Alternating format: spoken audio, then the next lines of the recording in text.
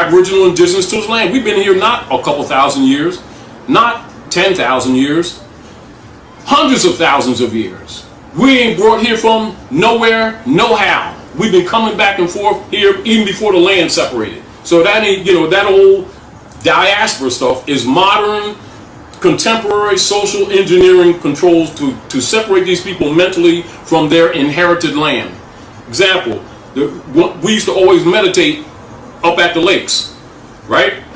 And those lakes are atomic lakes. They're not natural. They were made atomically. Which lakes are these, brother? We're talking about Ontario, Erie, etc., Michigan. All of those are atomic lakes, and they'll always have a mist over them. So you're talking about the Northern American, yes, for the Southern West, Canadian.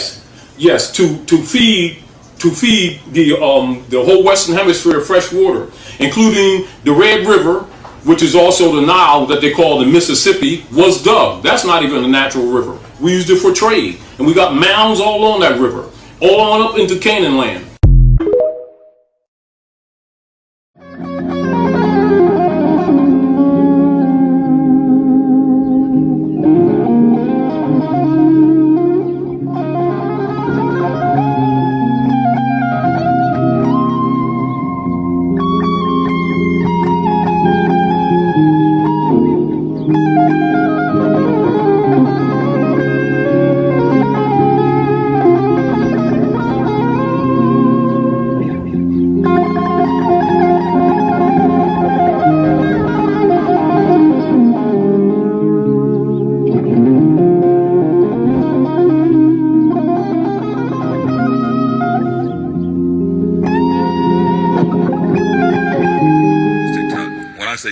Absolutely great news. So purportedly, my name is one of the many names that will be in this so-called lawsuit that the Native American people are bringing toward black indigenous people or black Indians or black pretendians, however they like to say it.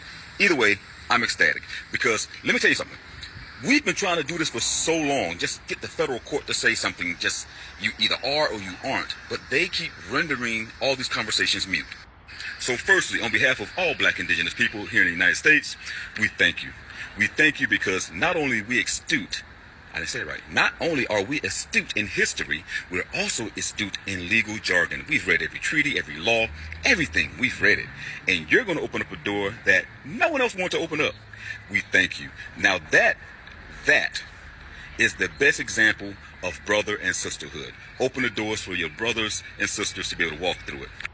And I'm not being facetious. I am literally excited.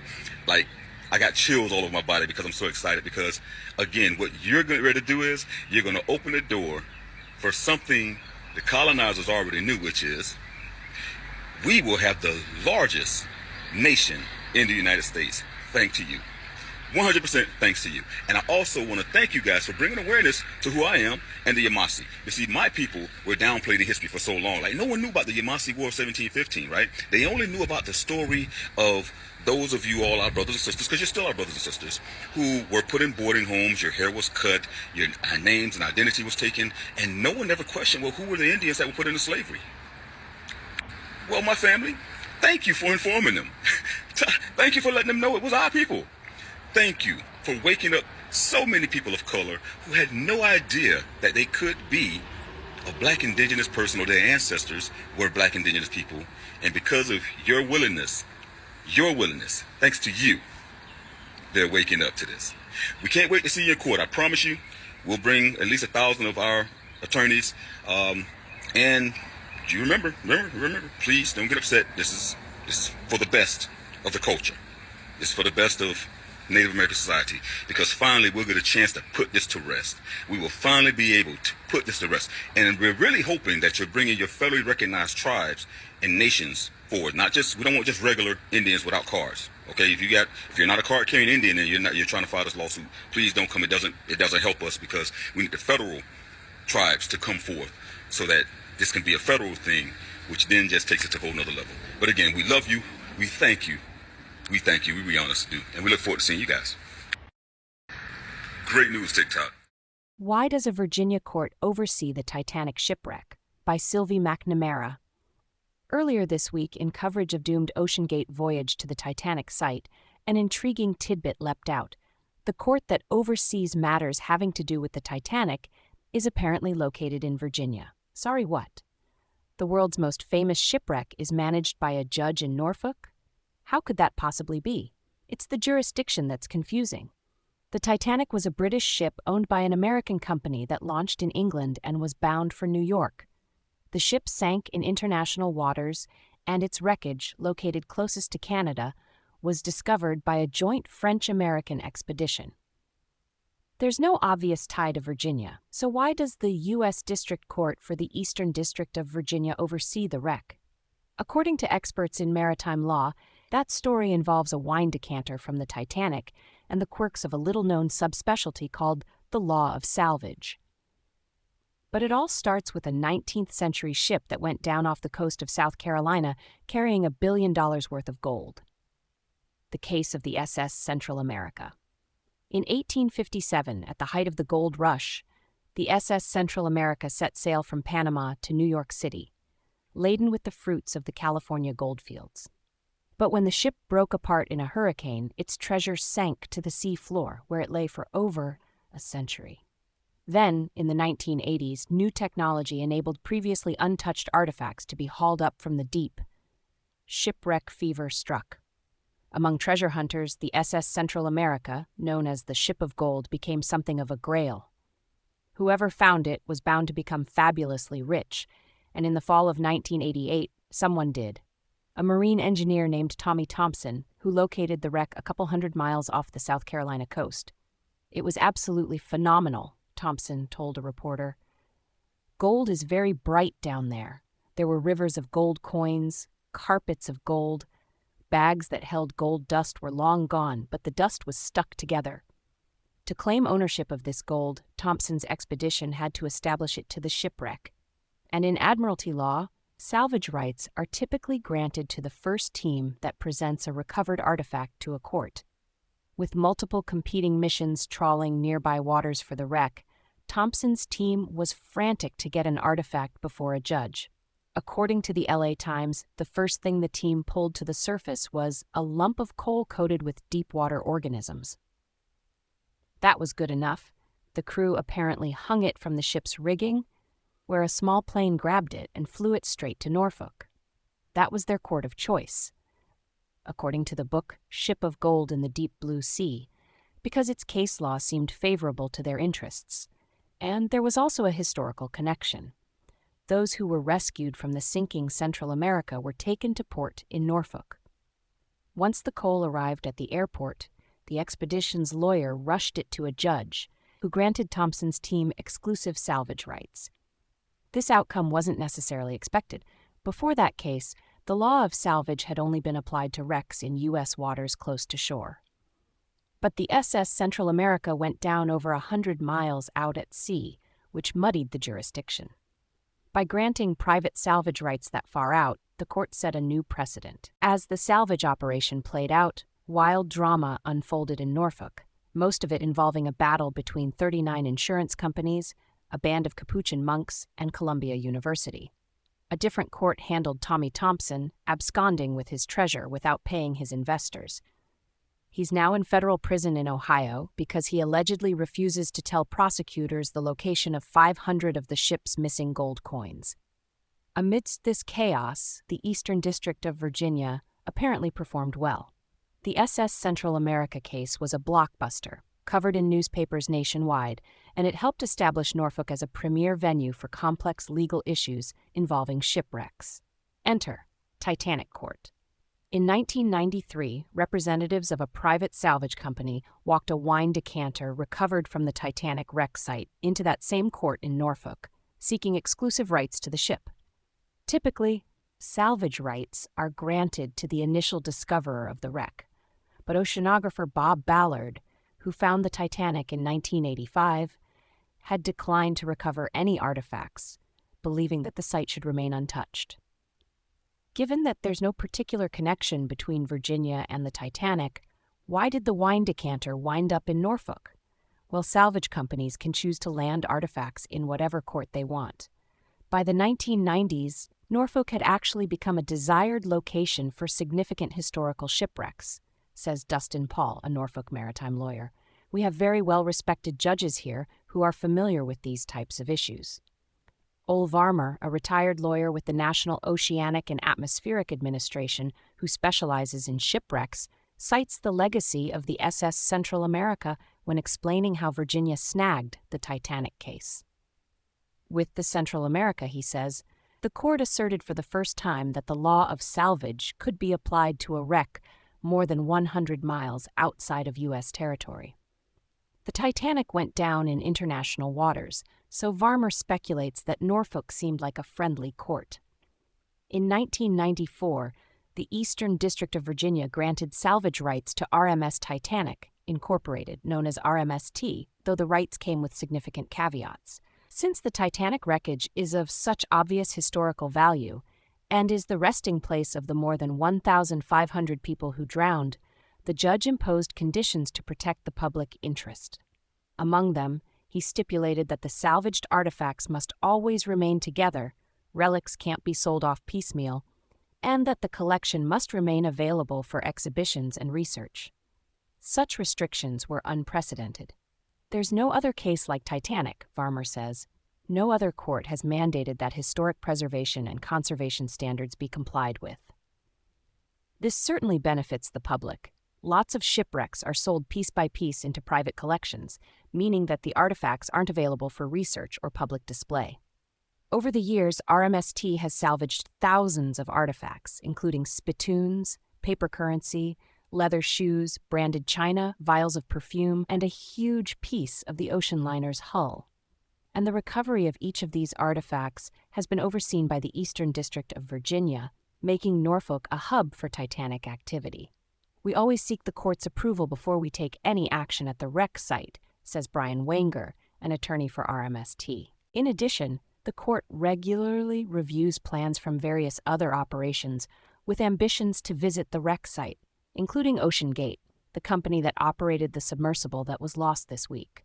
Letters from Ocean Gate's lawyer to the court demonstrate that Eastern District of Virginia Judge Rebecca Beach Smith has been reviewing their expedition plans for multiple years. On Thursday, the Coast Guard located the wreckage of Ocean Gate's Titan submersible about 1,600 feet from the site of the Titanic, close enough that the vessel's salvage or recovery could plausibly affect the Titanic. Since Judge Smith oversees operations in the vicinity of the Titanic, legal issues surrounding the submersible might also appear in court in Norfolk. This would be yet another high-profile maritime catastrophe to be handled there. If there's litigation about the implosion of the vessel, I wouldn't be surprised if it ends up in the Eastern District of Virginia, Varmer says. The people suing will look for a forum that will be most favorable to them, and in terms of jurisdiction, that would make sense. I don't know of another U.S. Admiralty court that's asserted jurisdiction on the continental shelf of Canada where this accident occurred. Asked about the possibility of legal action, Wenger, the attorney for RMST, hesitates. What's most important is these people and their families, he says, mentioning that P.H. Nargeolet, one of the original discoverers of the Titanic, who also worked with RMST, was aboard the wrecked submersible. Our thoughts are with P.H. and his family, and with the other folks, Wenger says. But yes, issues regarding salvage could well end up in the Eastern District of Virginia. This story has been updated to reflect the reason that Tommy Thompson's crew chose to land their coal in Norfolk. Ancient America, did you know, in the history year of 1910? The 13th decennial census of the United States shows the population to be 92,228,496, including about 8,795,000 immigrants who have arrived since 1900. The center of population is in Bloomington, Indiana. Illiteracy has decreased to 7.7% of persons over the age of 10, compared to 10.7% in 1900. Only one new state, Oklahoma, was admitted during the preceding decade. In the second year of President Taft's term, the split deepens between the conservatives and progressives in the Republican Party. A rift also appears in the relations between the president and his predecessor, Theodore Roosevelt, who comments on his return from a foreign tour that Taft completely twisted around the policies I advocated and acted upon. In the congressional elections, progressive Republicans win significant victories in the West, and Republicans are defeated by Democrats in many eastern and Midwestern states. Theodore Roosevelt calls for government supervision of capitalization, not only of public service companies, including, particularly, railways, but also all corporations doing an interstate business. His concept of a square deal would include a graduated income tax, the conservation of natural resources, and the maintenance of military strength. The party split has repercussions in the House of Representatives, where the progressives, led by George W. Norris of Nebraska, revolt against the power of Speaker Joseph G. Cannon and amend the rules. Henceforth, members of the Rules Committee are to be elected by the House rather than appointed by the Speaker, and the Speaker is ineligible for membership on that committee. February 8th. The Boy Scouts of America organization is founded in the District of Columbia. It is based on a movement that originated in England in 1908 and rapidly spread to other countries. The United States is the 12th country to join the movement. The organization is chartered by Congress in 1916. March 17th. The Campfire Girls organization is formed at Lake Sebago, Maine. It is chartered in 1912. March 19th. The House of Representatives amends the House rules to reduce the power of the Speaker and make him ineligible for membership on the Rules Committee. March 26th. The Immigration Act of 1907 is amended by Congress to exclude from the United States paupers, criminals, anarchists, and diseased persons. April 12. William Graham Sumner, 69, economist and sociologist, dies in Englewood, New Jersey. From his professor's chair at Yale University, he had wide influence as an advocate of free trade and big business for more than 35 years. 21. Samuel Langhorne Clemens, 74, prolific author of novels, essays, and volumes on his travels, dies in Reading, Connecticut. He is known nationally and internationally as the beloved humorist Mark Twain, a name he invented from his brief career as a riverboat pilot. April 25. Charles Evans Hughes, Governor of New York, is appointed an Associate Justice of the U.S. Supreme Court by President Taft. May 16. The Bureau of Mines is established in the Department of the Interior. June 5. William Sidney Porter, 48, who developed the art of the short story under the name of O. Henry, dies in New York City. June 18. The Mann-Elkins Railroad Act is passed by Congress, further strengthening the Interstate Commerce Commission by giving it jurisdiction over telephone, telegraph, and cable companies. June 20. New Mexico Territory, with a population of more than 325,000, and Arizona Territory, with a population of more than 200,000, are authorized by Congress to form state governments and apply for admission to the Union. June 24. Congress passes legislation requiring that radio equipment be carried on all passenger ships leaving the United States. June 25. Congress establishes the Postal Savings Bank system, under which 2% interest is paid on savings accounts. The system is abolished in 1967. June 25.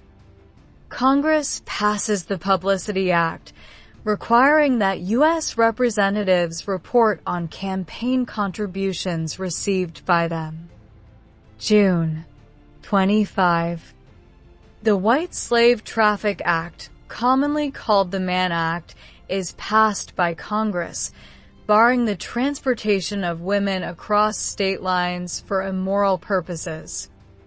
July 4.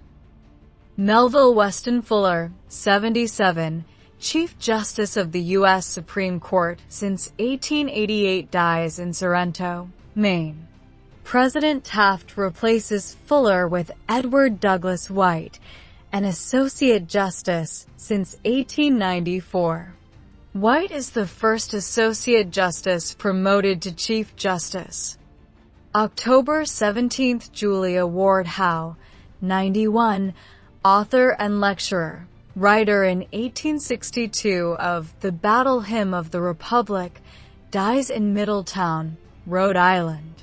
She was a founder of the American Women's Suffrage Association and president of the U.S. branch of the Women's International Peace Association, and the first woman to join the American Academy of Arts and Letters. October 26th. William James, 68, psychologist and philosopher, author of Varieties of Religious Experience, dies in Chocorua, New Hampshire. November 8th. In the midterm elections, the Democrats gain control of the House of Representatives for the first time since 1885, but the Republicans retain control of the Senate. Woodrow Wilson is elected governor of New Jersey. November 14th. The first airplane to take off from the deck of a U.S. warship is a Curtiss biplane flown by Eugene Ely from the USS Birmingham, riding at anchor at Hampton Roads, Virginia. December 3rd. Mary Baker Eddy, 89, founder of the Christian Science Church and author of Science and Health with Key to the Scriptures, passes in Newton, Massachusetts. History note: a Curtiss plane, piloted by Eugene Ely, makes the first aircraft take off from the deck of a ship. The history year of 1911. In the third year of President Taft's administration, the rift between Taft and Theodore Roosevelt widens as the latter openly sides with the progressives and Taft allies himself with the conservatives. Senator Robert M. La Follette of Wisconsin organizes the progressive Republicans into a league to promote their goals: direct primary elections, direct election of U.S. senators, reform of state constitutions to permit voter initiative, referendum, and recall, and above all, a major reduction in tariffs, views that coincide closely with those of Roosevelt. The Pinchot-Ballinger controversy of 1910, during which Gifford Pinchot, a staunch Roosevelt supporter and an ardent conservationist, was discharged by Taft as chief of the Forest Service, further alienated Roosevelt. However, at least one of his dreams comes true, and he presides in person at the opening of a dam across the Salt River in Arizona Territory, the construction of which was begun in his administration, and which bears his name. At the year's end, it is Roosevelt, under the banner of the New Nationalism, who proposes to lead the progressives against conservatism despite the initiative taken by the senator from Wisconsin. Taft suffers a minor but humiliating defeat in foreign policy. He negotiates a reciprocal trade agreement between the United States and the Dominion of Canada, under which a group of articles produced in both countries would be duty-free and another group would carry common rates of duties. Despite opposition by progressives, favorable legislation is passed in Congress. But the Canadian people, still smarting over the definition of the Alaskan boundary that was settled by a British vote in favor of the United States in 1903, are further angered by rumors that the reciprocity agreement could lead toward ultimate annexation of Canada by the United States. The Canadian electorate votes out of office the Liberal government of Sir Wilfrid Laurier that favors the agreement, and reciprocity in trade with the United States is defeated. January 21st.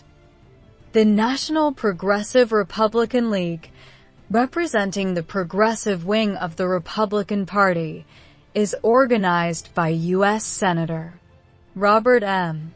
La Follette of Wisconsin. February 3rd. The electric self-starter for automobiles, for which Charles F. Kettering holds the patent, is demonstrated. Kettering is a vice president of Dayton Engineering Laboratories Company, Delco, which is acquired in 1916 by the General Motors Company. March 7th. Some 20,000 U.S. troops are ordered to the Mexican border to protect American interests during a revolution led by Francisco Madero. The troops are recalled on June 24th. March 18th. The Roosevelt Dam, built across the Salt River in Arizona, about 75 miles northeast of Phoenix, is opened by Theodore Roosevelt. March 25th. Fire sweeps the Triangle Shirtwaist Factory in New York City. About 145 persons, most of them women, are trapped and killed. May 1. The U.S. Supreme Court rules that the forest reserves of the United States are subject to federal rather than state regulation. May 15. The U.S. Supreme Court, in Standard Oil Company, New Jersey, v. U.S., orders dissolution of the Standard Oil Company of New Jersey on the ground that it engages in unreasonable restraint of trade. The company controlled 33 subsidiaries and was the glaring example monopoly in its field. The ruling, expressing the principles of Chief Justice White, marks the first use of the rule of reason in interpretation of the Sherman Antitrust Act. May 29. The U.S. Supreme Court, ruling in U.S. v. American Tobacco Company, finds the Tobacco Trust to be in violation of the Sherman Antitrust Act. June 9. Carrie Amelia, nation 64, temperance activist famous for her hatchet-wielding forays into saloons, dies in Leavenworth, Kansas. July 7. A treaty barring for 15 years pelagic sealing north of the 30th parallel and regulating land sealing is signed by the United States, Great Britain, for Canada, Russia, and Japan, in a move to protect the endangered animals and thus ensure continuance of the sealing industry. July 24. The United States and Japan renew their commercial treaty, continuing gentlemen's agreement, under which Japan pledges not to issue passports to laborers wishing to emigrate to the United States, while still maintaining the Japanese right of immigration. August 22nd. Statehood for Arizona is vetoed by President Taft because he considers the proposed state constitution's provision for recall of judges a threat to the independence of the judiciary. September 12th to November 5th.